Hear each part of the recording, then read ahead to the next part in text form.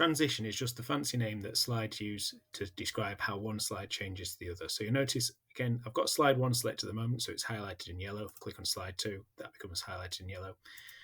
One of the options I have before I click on any other element is transition. So if I click on transition, it brings me up to this little sidebar menu called motion. It also includes animation for individual objects within a slide, but the overall transition is just the whole slide changing. So by default, there is no setting. That means literally when I go on my slideshow, one slide will disappear. So this picture will disappear and the next slide will just appear instantly. If I go into it, I bring up myself a list of options. By default, it's none. There's all sorts like dissolving, fading, sliding around, flipping, cubing. So just quickly showing of dissolving. It brings up a suggested speed for that to happen at. So this one is saying about a medium speed. It usually matches that up to the effect, and it's pretty good at it. If you start fiddling with that, it might make it look a bit ropey.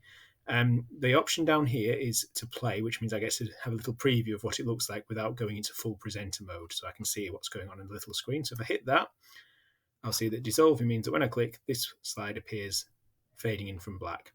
One of the other options I have available to me, I'll just stop that playback. One of the other options I can apply to all slides. You notice they've now all got the animation effect button next to them in the grid view on the side. I'm going to change this time. I'm going to go for cube. That will rotate them round this time like it's a big cube sharing its faces. So let's just test that one out. So this island escape will appear like that.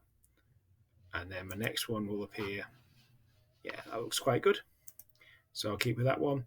And I've set myself up my transitions between them. And that's the effect I'll have. I generally think it works best if you have the same transition between all of them within the slideshow. Just keeps it a bit coherent and consistent.